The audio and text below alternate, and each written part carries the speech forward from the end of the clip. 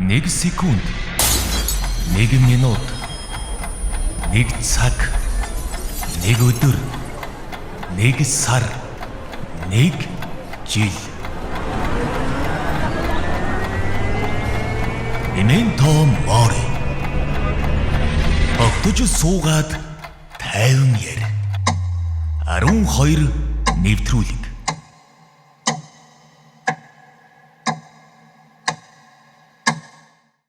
Энэ өдрийн мэндийг сонсогч үзэгч та бүхэндээ хүргэж байна. 12 нэвтрүүлгийн шинэ дугаар, баярын дугаар та бүхэндээ хүрэхэд бэлэн болсон байна. За өнөөдрийн 12-ын зочноор Хөвтөнгөр радиогийн продюсер Мөнгө Сүлд ирсэн байгаамаа. За шинэ он шинэ жилийн баярын мэндийг хүргэе. За баярын мэнд. За Сүлдэгийн хувьд 2025 оны сүүл бол нэг ийм шинэ аяллаар эхэлж штэ тийм ээ. 2026 он бол энэ аялал нь одоо бид бүхэнтэй хамт үргэлжлээд явнаа. За тэгээд шинэ салбар буюу FM радиогийн салбарын одоо залуучуудыг ахлаад продюсераар нь орж ирсэн энэ сэтгэлдлийг нь одоо сонсё л доо тийм ээ. FM радио гэдэг бол одоо өөрөө чинь хийж байгаас бас арай урд өмнө ажиллаж байгаагүй салбараа гэд анх хэлж ирсэн. За энэ шийдвэр тэр мэдрэмж ямар байв анх? За юуг нуух уу? Тэгээ угаасаа би дүрсний хүн. Тэгээ дүрсний хүн дээр хамгийн чухал зүйл бол мэдээж дууных байдаг.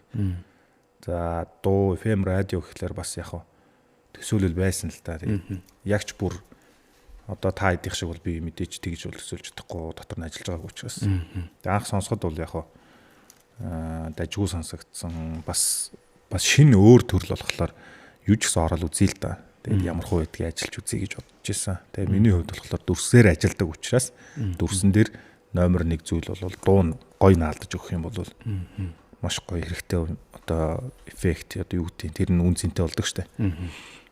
Тэрийг бас бодож ер нь дуун дээр бас яад юм бол ийд юм бол гээд. Тэгээд сонирхол орж ийн. Тэгээд мэдээж сэтгэл бол аюу сайхан. Тэгээд шинэ хамт олон дээрээс нь мэдэхгүй чадахгүй юмнуудаа бас та бүгдээс бол сурах боломж бол гарч ирсэн л дээ. Тэгээ сайхан байна.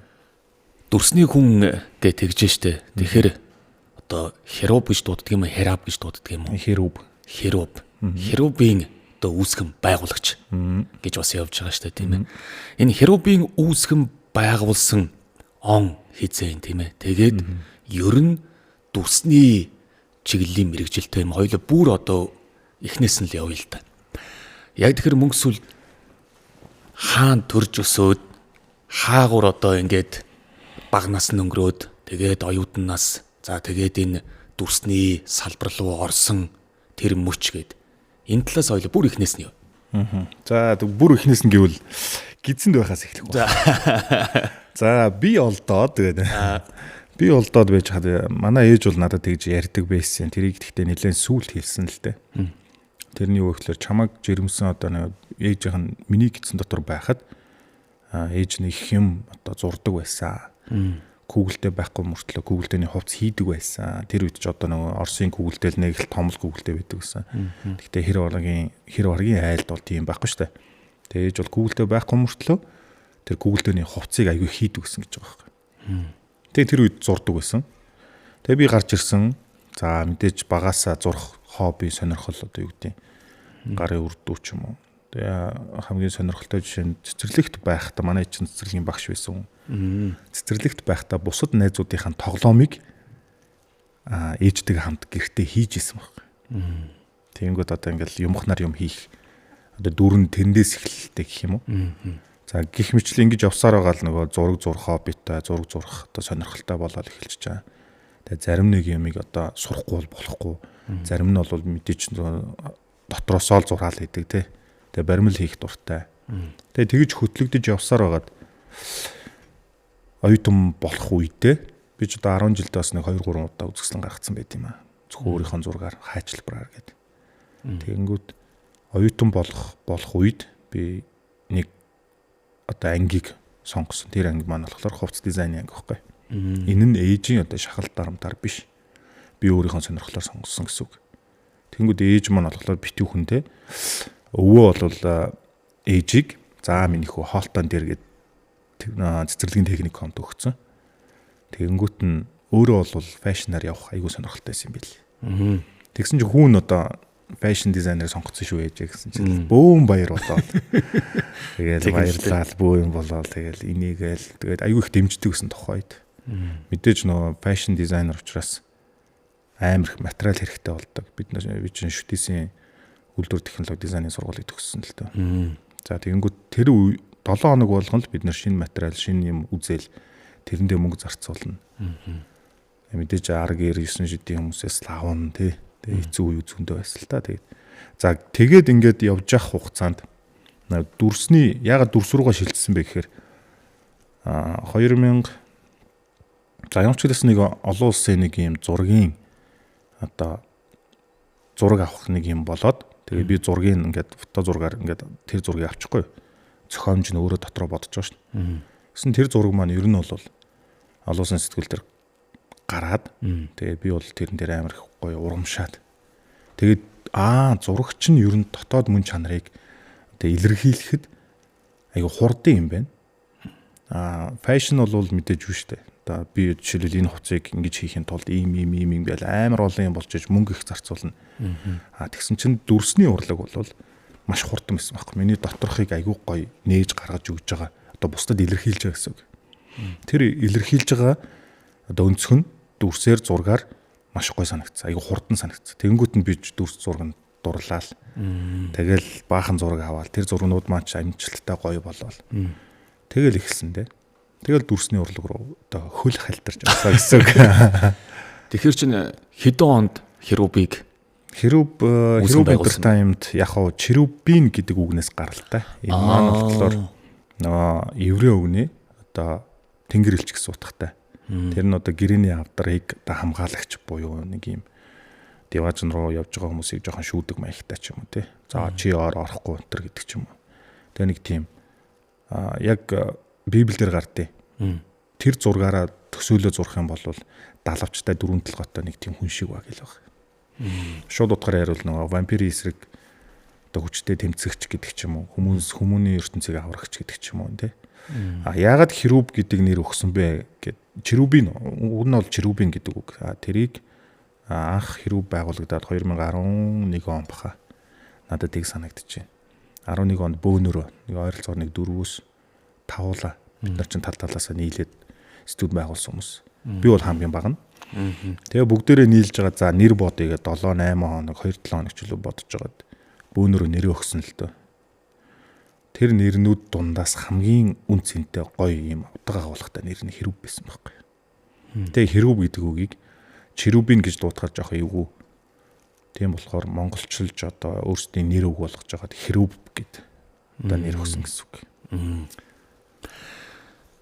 Фэшн дизайнер тэгээ багасаа зурдаг байсан, ээж нь хүртэл зурдаг тийм ээ. Тэгээд яг энэ мэдрэмж гэдэг юм бол өндөр байжээ гэж би бодоод байна л да. Тэгэхээр энэ зурах мэдрэмж фэшн дизайны энэ мэрэгжил хөрвүүлээд дүрс рүү орчхоор давуу тал өндөр байсан баг л та. Тэгэхээр энэ хоёрыг хослуулахын давуу тал нь яг өөр чинь юу гэж мэдрэгдсэн? Дизайны хувьд бол ийм байдаг л да. За мэдээж зохиомж аягүй сайн ордог. Материал шин чанар, өнгө, гэрэл тавилт гэл ингээ ерөөсөө бүгд л ордог л доо. За тэгвэл трийг дүрсний урлаг дээр гаргаад ирэхлээр дүрсэн дээрээ би жишээлбэл зохиомж одоо тооцоолж байгаа. Тэрийг зохиомжийг хийж сурсан учраас дүрсэн дээр план тавилт эднэр нүртэл шал өөр байх жишээтэй. За яг мэрэгжлийн улсуудад ордог үгийг би мэдэхгүй байна. Тэр нь одоо юу гэдэг оператор, мэрэгжлийн оператор сургууль бэлтэж байгаа улсууд байгаа шүү дээ. Сургууль байгаа шүү дээ. Гэтэл тэн дээр зохиомж гэдэг юм ордог баг. Гэхдээ дизайнерын хувьд бол тэр одоо операторын хэмжээнд орохоос илүү ордог байх л гэж тооцоолдог. Ер нь бол тех баха. Тэгэхээр бид нар чинь 4 жил сурсан, 4 жилийн турш дандаа өнгө дизайн, зохиомжийн тухай л үзэж байгаа шүү дээ. Тэгэхээр тэр нөгөө мэдрэмж нь дүрсэн дээр буухаар айгуу гоё амархан easy санагдал. Тэгтээ гоё одоо юу гэдэг сонирхолтой санагдал. Яг мэрэгжлийн улсуудыг бодвол яг мэдээж тэднийг одоо үгүйсэхгүй. Гэхдээ бид нар аль болох нөгөө ажилласан туршлага тэрнээсээ айгүй их юм олж авсан баг. Бид нар Хэрүүб үүсгэхдээ шууд кино салбар руу орсон. Жилдээ 2 кино хийдэг байлаа. Тэгэхээр хоёр кино өөртөө ингээд босгоод кино хийн гэдэг студ бол нэрээ тухайн үед бол ховор байсан л та.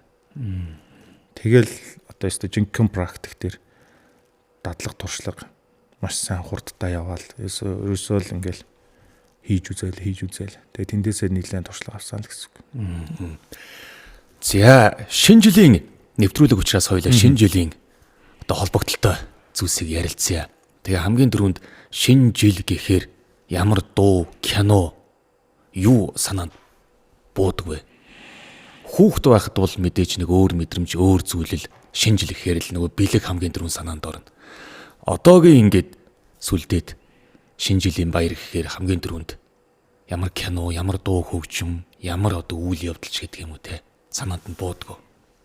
Гэртээ ганцаараа л их бууд штэ. Шинэ жилийн бүр одоо бол ерөөсө брэнд болсон кино штэ. Одоо ч гарсан ивэр байгаа. Хүүхэд байхад ч тэр үздэг байсан, одоо ч үздэг. Одоо гэр бүлэрээ үзэхэж айгу сонирхолтой гоё. Одоо яг системийн дагуу бүтсэн кино штэ. Ер нь бол гэртээ ганцаараа байна. Одоо бүр Симба байна.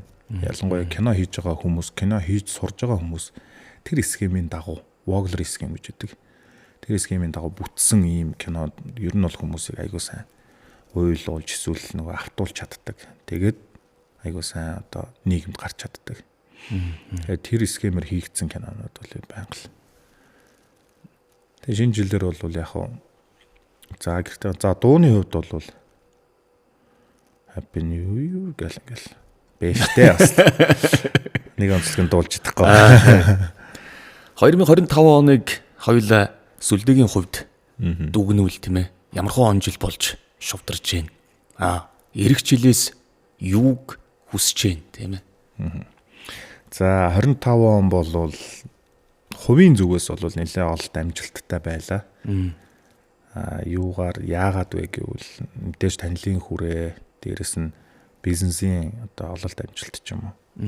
Энийгээ тооцоолохоор нэлээд ахиц дэвшилтэй байсан л да. Тэгээ хожим харахад тухайд бол мэддэггүй шүү дээ. Тэгээ одоо ингээд 25 оноо дүгнээ харахаар бас яах вэ чамгүй амжилт үзүүлсэн байна л гэж би тооцоолж байна. Түүнсэлдээ бусдад адилхан би ингэсэн тэгсэн гэх юм цаашаа тий. Ер нь бол өөрийнхөө хэмжээнд бол хийх ёстой юм хийгээл явж байгаа гэж бодож байна. 26 оноос 26 ирэх жилээс тий ирэх жилээс бас алах юм шиг байна. Тийм сэтгэл төрөөл. Ирэх жил бол мэдээж одоо яг одоо энэ баг хамт олон бол үргэлжлээд одоо олон зүйлсийг хийж төлөвлөхөд явж байгаа. Түүнээс би сүлдэгээс юуг анзаарсан бэ гэхээр 26 оны уртын төлөвлөгөө гэд бидрээс одоо шаардсан шүү дээ. Тэр бол одоо урд өмнө нь манай албаны дарга ч юм уу бидрийг ахалж ирсэн хүмүүсээс тийм төлөвлөгөө бүтэн жилээр нь зочдыг төлөвлөх гэдэг юм бол нэхэж байгаагүй. Үүнээс нь би эхэндээ одоо яаж ийм жилээр нь одоо энэ хүмүүсийг кодлоод ингээд авчрах юм болоо гэсэн хийгээд жагсаага бицснийхаа дараа нэг юм ажигласан байхгүй. Тэр нь замын зураглал гэдэг юм гаргуулчихж байгаа юм байна бидрээр. Энэ нь эргээгээд нөгөөх өөрийнхөө жагсаалтыг харахад замын зураглалаа гаргацсан учраас илүү дөхөм, илүү нэм жоон сэтгэл санаа амар болчдөг юм байна гэж би хувьдаа тэгж бодсон байхгүй. Тэгээ энэ мэтлэн сүлдээгийн ажиллах арга барил нь юуг зарчим болгож, юуг мөрдлөг болгож ажилтдаг юм бэ гэдгийг л асуух гэдэг. За дүрсний урлагт бол асар олон хүмүүс орж гардаг. За манай дээр бол маш олон би ч өөрөө хэрүүб гэдэг студ толгоолоод явж байна. Гэтэл энэ дотор орж гарсан залуучууд маш их. Тэгэхээр тэр хүмүүсийг удирдах авч явах гэдэг чинь өөрөө айгүй төвөгтэй хэцүү. Ялангуяа студийн салбар бол хэцүү шттэ. Нойр хоолгүй ямар ч одоо юу гэдэг баримжаагүй. Энийг системд оруулах юм бол маш амжилттай хэрэгждэг. За энэ системийг оруулахын төлөө одоо янз янзын аргыг туршиж үзсэн. За хуруу уншихаас ахуулаад тий. Фейс унших, эсвэл юу гэдэг ажлын бүтээмжээр нь дүгнэх гэдэг ч гэнэ. Уртын төлөвлөгөөг гаргахгүй л болвол богино юм одоо рискүүд амар гарч ирдэг. Жишээлбэл за 365 хоногийн за 300 дахь хоног дээрээ би ийм зочин уурнагаад өрчлээд эртнээс төлөвлөсөн болчих хамгийн муугаар ярихад тэр хүртэл энэ байгууллагаас гарахгүй байхгүй. Хамгийн энгийн жишээ нэ. Тэгтэл цаашаага уртын төлөвлөгөөнд нь орцсон одоо үндсэн чиг баримжаа тэр зорилго зүрхийг нь мэдсэн хүмүүс ерөөсөө тэрнийхээ төрлөөл явна. Тэр харааг л харна гэсэн үг. Тэрийг гаргахгүй байгаа нөхдүүд бол тэгэл богино хугацаа гараал гэсэн үг шүү дээ. Хизээж орж гарч магадгүй. Бид нар бол хүнийг нөгөө нэг хүчээр ч юм уу энэчээ бариагүй. Тэр хүний сонирхол одоо юу гэдгийг хүсэл сонирхлоор нэнчээ байгаа. За мэдээж энэ цалин гэдэг мөнгөний асуудал яригдана. Тэр мөнгө нь одоо яаж болох вэ? Мэдээж уртын төлөвлөгөө гарах үед уртын бас адилхан дагаа санхүүгийн одоо тооцоол бүгд гарчиж байгаа гэсэн үг. Тэгэхээр бид нар нөгөө ирээдүйн яг тэр хийх ажилдаа сэтгэл хангалуун айгуу гоё оновчтой бас төлөвлөгөөтэй гарнаа л гэсэн үг л дээ. Энэ олон жил олон хүмүүсийг нааш цааш нь хөдөлгөж халахын халагдах нь халагдаад одоо гарч явах нь яваад ингээ явсан хүмүүсийн хувьд бол ердөө одоо тэн дээр байгаа одоо ноу хау гэх юм уу да. Тэр зүйл бол би бол хизээч цагийг одоо юу гэдэг хүмүүсээс шаардахгүй бүтээл шаардна. Бүтээл нь чи за 3 сарын дотор энэ бүтээлийг хийгээрэй гэдэг ингээд явцсан үед тэр хүн 2 сар юу ч хийхгүй ч болно. 1 сар тэр бүтээлээ хийж болно. Бүр болиг гэхэд 2 хоногийн дотор хийсэн байж болно шүү дээ. Тэгэхээр энэ яг нөгөө стандарт төлөвлөгөөг л аягүй гоё гаргачвал тэр бүтээмжээр нь доромшил эсвэл юу гэдэг ажил нь явагдвал илүү гоё байдаг. Тэгээд тухайн хүмүүс маань ч тэр аягүй сайн хөдөлж чаддаг. Бүтээмж өндөртөө байх юм бас нэг хүчин зүйл нь бол наадах чинь байна шүү дээ, тийм ээ. Өөр бүтээмж өндөр байхын тулд сүлдээ жишээ нь ямар арга ч юм уу хэрэгэлдэг эсвэл маш өөрийгөө шахаж гэнэ үү тийм бүтээмж өндөртөө хүмүүсийн амьдралын дадал хэм маяг гэдэг зүйлүүд Хүүгэн дээр үү? Тий. Одоо өөр байдаг юм байл шүү дээ. Бүтээмжийн цаг нь хүртэл өөр. Тий. Энэ дээр за миний хувьд бол бас ялгаагүй нөгөө өөрийнхөө олохгүй л яваалгаа л хүмүүсэлтэй хүмүүсийн нэг гэсэн үг. Маш цөөхөн цаг унтдаг. За ядарсан үед бол мэдээж одоо юу гэдэг 4 5 цаг 6 цаг бол унтчихна. Энгийн үед бол баг 4 цаг шахуул унтна. Их амарснараа одоо тэр хүнийг юу гэдэг надад бол хоног амар цөөхөн байгаа байхгүй богинохон 24 цаг ч юм бол ерөөсөө богинохон байгаа байхгүй. Бусад цагуудаа аягүй сайн хөдөлмөрлөх газ юмнуудаа төлөвлөх ч юм уу. Тэгээ нэг мэдхэд л энэ одоо унтахгүй байх эсвэл юу гэдэг газ ажиллаад энэ хаяач бас ингээл эмор шүү дээ. Ямар их ажилтыг би л өөртөө анализ хийгээл. Тэгээ зарим хүмүүс манай найзууд ч гэсэн ярьдаг л да. Чи арай л их хэтэрхий ажилтын та. Би өөрөө тэрийг одоо юу гэдэг би заавал их ажиллах ёстой гэж бол төлөвлөөгүй. Зүгээр л миний байгаа өөрийнх нь хөгтлөнд гэж хурдтай ч юм уу эсвэл юу гэдэг олон юм амжуулах ч юм уу. Тэгэл цөөхөн цаг унтаал ингээл яваад байгаа. Тэрнээс бол би эртнээс одоо юу гэдэг за ирээдүйн сүлдээ юм байх шүү гэдэг бол мэдэхгүй л дээ. Үндсэн сүнс нь яаж явж байгаа мэдэхгүй байна. Тэр нь л одоо удиржиж чиглүүлж манлайлж явж байгаа хэл гэж тооцоолж байна. Өөрийгөө бас их шахажээл гэсэн үг л дээ. Юу нөө шахаж тий. Тэрэнд юун дээр бас ажиглагдсан гэхээр хичнээн салбарт одоо ингээд өөрийгөө шахаа яваад байна гэдэг асуултыг бас асуусан зүв бах. Ягаад бид нар бол мэдчихэж байгаа шүү дээ. За би ийм юм хийдэг, ийм хийдгээ гэдээ анх орж ихтэй танилцуулж ирсэн. Сонсож байгаа, үзэж байгаа хүмүүс хог тэнгэрийн продюсер мөнгө сүлд гэдэг хүн зөвхөн ийм юм хийдэг юм а гэдгийг хоёлаа бас тайлбарлая л да тий. Олон салбар ингээд өөр төр чинь өөрөө яваад байгаа байхгүй. Нийт одоо дүрсний салбар байна. Одоо радиогийн салбар ороод ирж байна. Фэшн дизайны салбар өөр. За энийг ярихаас илүү бас нэг юу байгаа юм аа. Ер нь бол хүн надад бол аав ээжээс өгөгдсөн яг тэр нэг гоё одоо сургаал гэх юм уу. Хүнд амар сайн тусал гэдэг. Хар багаас л ерөөсөн. Манад ирэх хүмүүс амар олон байдаг. Аав ээжийн найзууд, тэ хамаатан саднууд ч юм уу. Тэнгүүд манай жишээ нь одоо аав маань ингээл ажилдаа яваал гэрт нь хоол ингээл ээж хийгээ тавьсан. Тэр аав маань цагийн иржэмээр арай өөр маягаар ажилтдаг байсан. Ээж гэртээ хоол хийж өгч тавьчаад тэгээ аав орж ирээд унтаад босоод ирсэн чинь хоол нахгалцсан. Яасан гэсэн чинь нөгөө найз нь орж ирээ. Сайхан хоол хийж байгаарай гэсэн юм. Нэгсэн доо нөгөө манад хүн амир их цугладаг.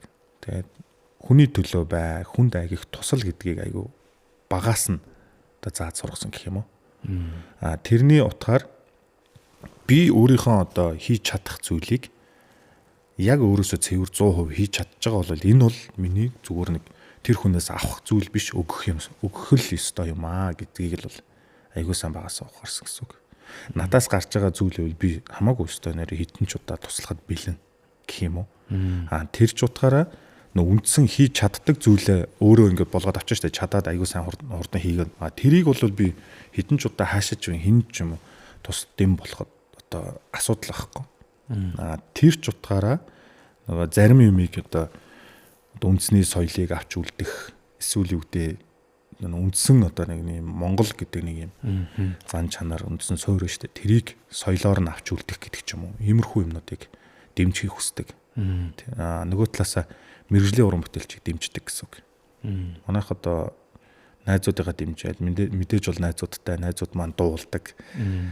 Зарим нэг нь хөгжим хийдэг ч юм уу те. Зарим нэг нь ийм тэгвэл тэдгээр хүмүүс маань яг цэвэр мэрэгжлэрээ яг ингээд сураад дуулж байгаа бол би бол дэмжихэд билээ ингээд шууд хамаагүй өстой. Үнэхээр өөрийнх нь цаг завыг зарцуулаад маш их дэмждэг.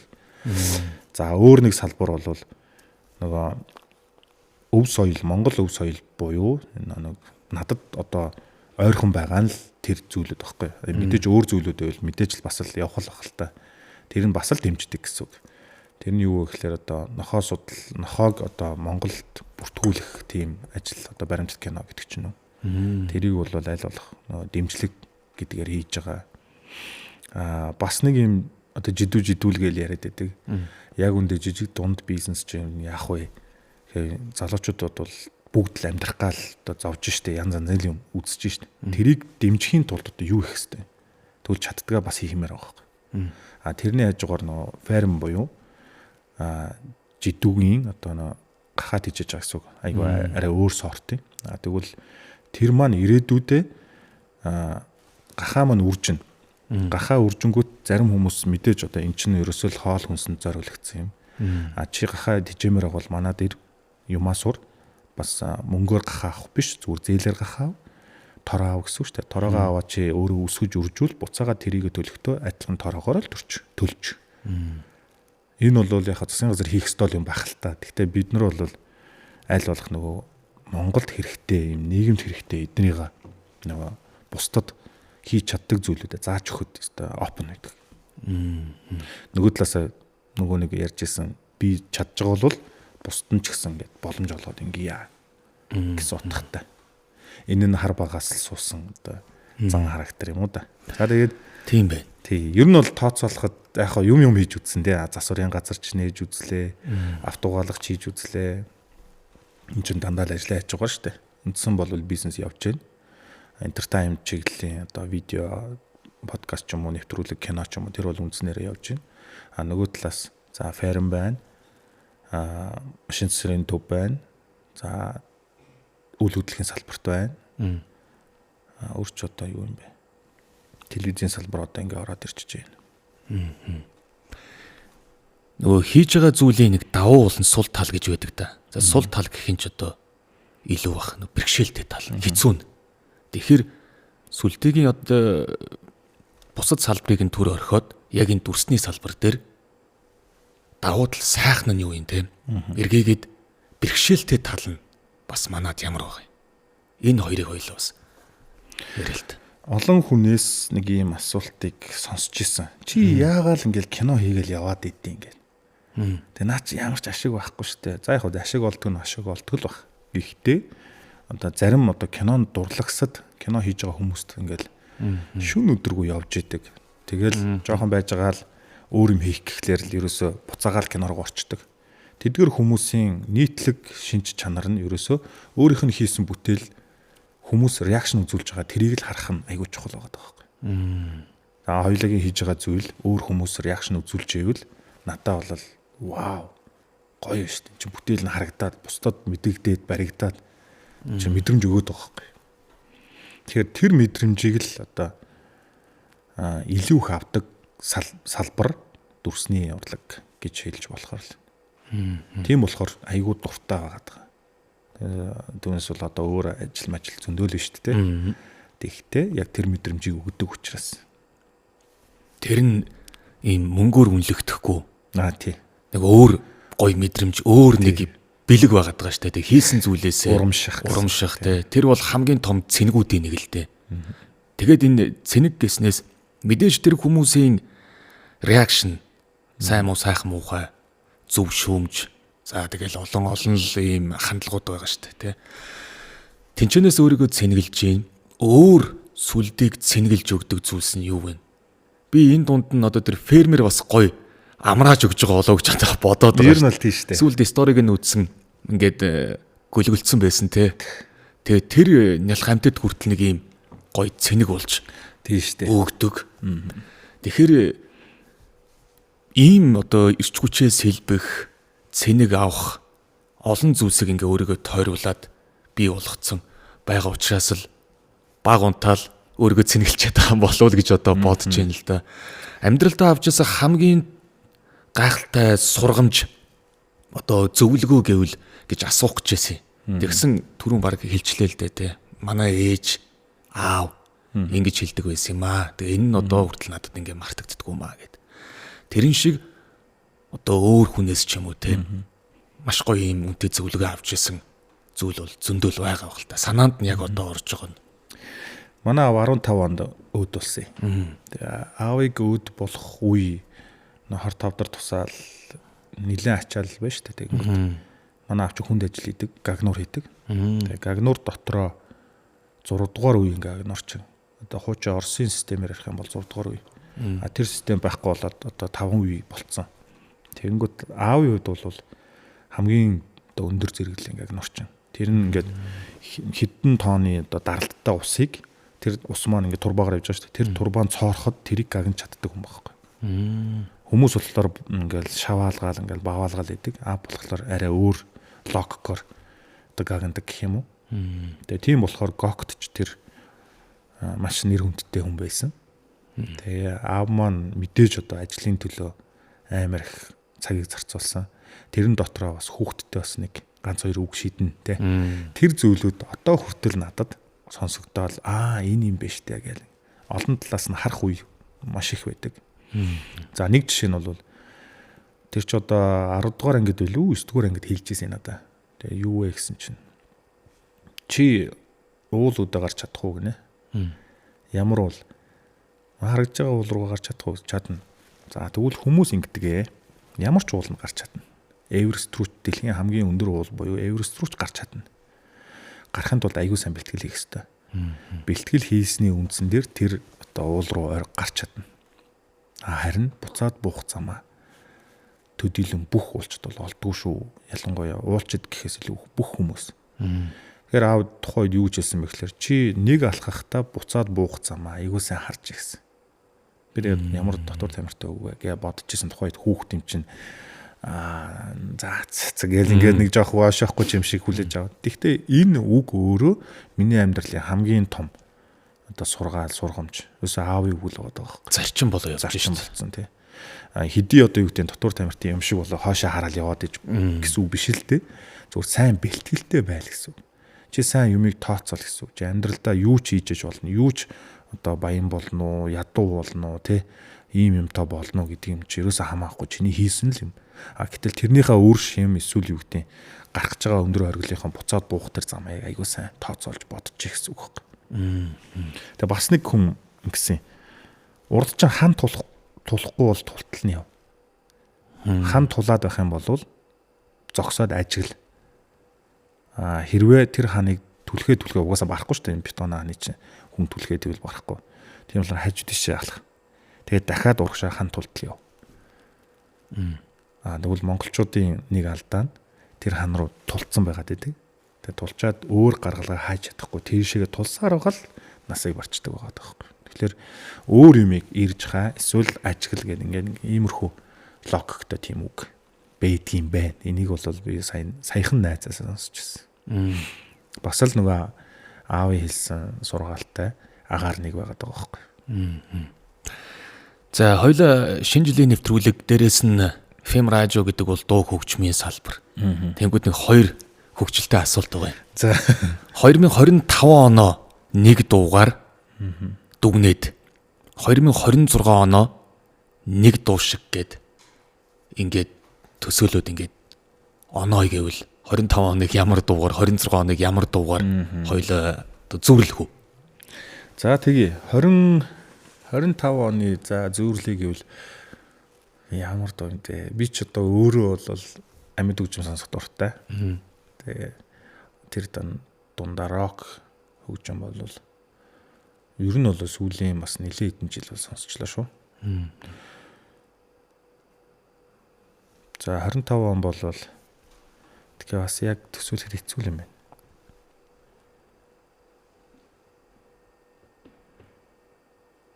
$26 он бол хүү хамтлагийн одоо сая нэг шин дуу гарсан. Чи бишээ гэдэг дуу. Цацагдаагүй. Тэгэхээр тэр дуунд бол нэлээд автаж байгаа. Энэ дуун дээр гарч байгаа үг болгон чам руу өөрөө чинь хилээд байгаа юм шиг санагдаад байдаг. Гэхдээ мэдээж нөө үндсэн логик нь өөр хүмүүс зориулсан тахал та. Гэхдээ тэндээс сургамж авах хэрэгтэй юм болов уу гэж боддог. Тэгэхээр банг өөрийгөө өрөөлийг харахаас илүү өөрийгөө л харах чухал баг. Хаана алдаж байна, хаана онж байна, хаана гимтэй байна, хаана гимгүй байна гэдэг ч юм. За 25 оны дуу 25 он бол нэрээ асар их хурдан байлаа. Дөнгөж саяхан л 25 оны шинэ жил гээл бодож ийсэн чи одоо юу 26 оны шинэ жил болох гэж байна. Хурдтай л байлаа л да. Рок дотроо тэр God is Woman гэд дуу байдیں۔ Тэгэхээр тэрний одоо логик нь яг бүхэл одоо дайн гэдэг тэгин энэ бол дайн зэвсэг юм а энэ эмэгтэй хүн бол бурхан юм а бурхан бол дайн зэвсэг юм а гэл нэг тиймэрхүү логиктой дуу. 25 он бол бучигсан л байла. Би бол тэгжил дүүний да. Бучигсан жил маань 26 он одоо жоохон зөвшрөөд ингээд тал талын салбарууд маань гайгүй болоод janжин шугам бариад авчих үлгүй гэж тооцоолж байна. Тэгэхээр нөгөө чи бишээ гэдэг нь бас ахаад нөгөө нэг өөрийгөө босгооч эсвэл юу гэдэг чи бас л дутуу юм игээд байна л гэсэн. Болоогүй байна гэсэн. Тэгээ ер нь л тэгээд ийм ямар ч салбар дээр юу ч хийжсэн тийм ханах цэг ч юм уу хүрх цэг тийм юм байдаг юм шиг байна л да тий. Улам л ханчих юм бол тэгээд дуусчих байлгүй тий. Тэгэхээр ханжил болохгүй. Яг шинэ он гараад хамгийн дөрөнд хэн рүү залгадаг? Ээж рүүгээ залгадаг. Ээж рүүгээ. Энэ жил ээжтэйгээ хамт шинэ он өгдөг чаа. Тэгэхээр одоо хэн рүү залгах вэ? Бодоо тий. Аав гокод ажиллаж исэн би шутээс сурсан хэрэг Эрдэнтийнх юм уу? Тийм штэ. Тийм байна тий. Яг ингээ ярианаас нь үсэж Эрдэнтийн хаан төрж өссөн. Манай Эмат хоёр чинь нэг нутаг ус байх юм байна шүү дээ. Тэгээ би ч өөрөө булганы хальтаа булганд төрж өссөн. Тэгэхдээ өссөн нь бол Эрдэнэт өссөн. Ар Багдал Эрдэнэтэд ороод тэгэл Эрдэнэтийн хүн болоод гарсан гэсэн үг л дээ. За ингээд өнөөдрийн нэвтрүүлэгт бас зочноор өргөдөөд продюсер одоо хамгийн анх удаа зочин болгоод орж байгаа нь би болчлоо. Тэгээ суглаан тэгэж таарч тэгээ 12 нэвтрүүлэгт орсонд баярын дугаарт орсонд маш их баярлалаа. Залуучуудад одоо сонсож байгаа оюутан залуучууд ч юм уу те магадгүй би нэг юм баг бүрдүүлээд клип, кино, дүрс, нэвтрүүлэг хийнэгээ зорж байгаа. Одоо ер нь л залуучууд битгийгэл хүүхдүүд хүртэл утсаараа ингээд сошиал дээр л бичлэг хийгээд лээ штэ. Тэр бүхэн ч нөгөө нэг насанд нь сэтж байгаа одоо орж ирж байгаа санаа сэтлүүд тэгээ хийж байгаа тэр хүүхэд залуучуудын өөр өөрсдийнх нь мэдрэмжүүд гээд яг л нөгөө өөрсдөө л хийгээд өөрсдөө л одоо нөгөө YouTube гэдэг том багшаасаа суралцаалаа явж байгаа штэ.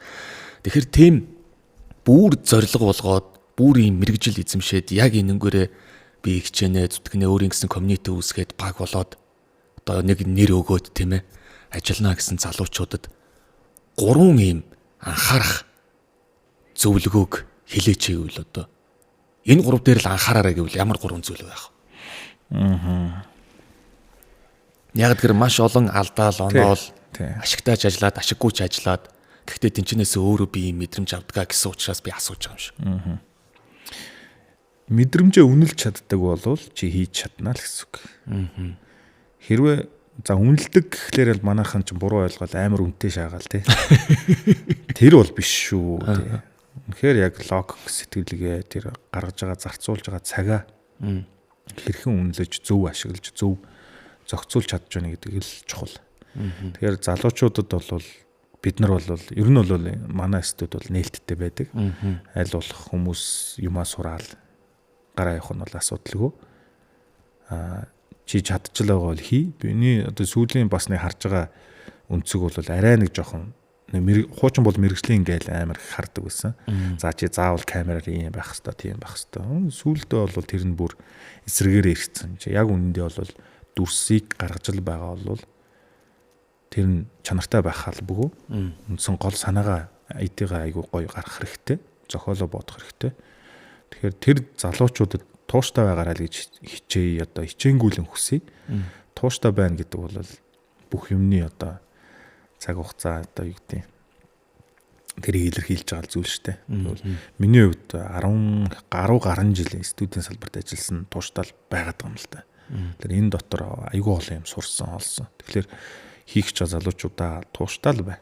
Өөр одоо юу гэх үү. Гол үзэл санаа нь одоо юу гэдэг чиний төсөөллөөс одоо нөгөө хүмүүсийн үзэж байгаа реакшн чухал учраас тэр хүмүүс чамд өгж байгаа төлбөр нь чухал биш шүү гэдгийг хэлээ.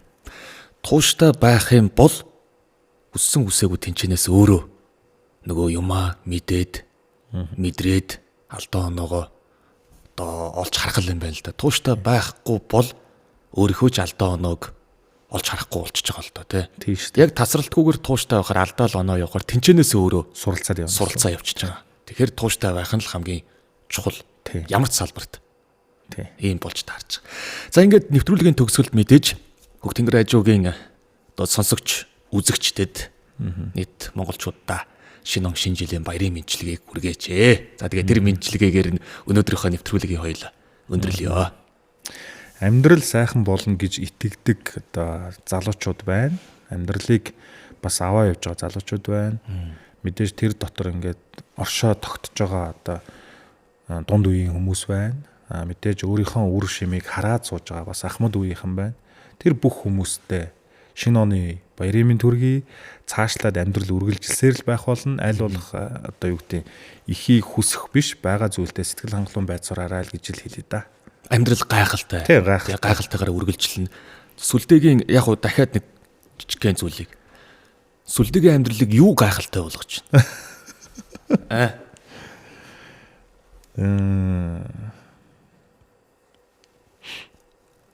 Яг одоогор штэ тийм ээ. Хүмүүс яг нөгөө жишээлбэл за байгаа хүмүүс дээр ингээл юу ч боддоггүй юм байна л да. Байхгүй болох үеийг нь харахаар асар их одоо угашуу гайл яриад байдаг. Байгаа хүмүүс чинь чиний яг үнсэн шүү. Тийг хэлмээр байна. Одоо аав маань байхгүй, ээж маань байна гэсэн үг. Ээжийнхэн төлөө одоо юу гэдэг гэр бүлийнхэн төлөө надад байгаа тэр бүх нандин амьд одоо би амьд оршихуй амьд зүрхэл цогцолж байгаа тэр болгоны төлөө би явна да. Амьдралыг угаасаа гайхалтай болгодог зүйлүүд нь бол яг чамаа гэдэг л хайртай хүмүүс л байгаа юм л та тий. Тэгэхээр эргчлэлтэй одоо хайр дүүрэн байгаараа гэдэг үгээр өндөрлөө тийм ээ. Хажуудаа байгаа үн цэнтэй зүйлээ одоо үн цэнийг мэдэхгүй алдчихгүй, өнгөрөөчихгүй. Тийм учраас 2026 он зөвхөн биш. Тэгээ эрх чийлүүдэд нөгөө бие биенийг нэг жоохон хайртай байж хатал болчтой шүү дээ. Facebook-оор нэг тийм юм яваад байсан. Тэгээ та бүхэндээ бүгдээрэнд нь сонсогч үзэгчдтэй шинэ он шинэ жилийн баярын мэндийг хүргэе. Өнөөдрийн нэвтрүүлэг энэ хүрээд өндөрлөж байна. Сүлдээдээ баярлалаа. Та бүхэн сайхан баярлаарай. Окей. За баярлалаа. 1 секунд, 1 минут, 1 цаг, 1 өдөр, 1 сар, 1 жил. Memento mori. Огтж суугаад тайван яр. 12 нэвтрүүлэг.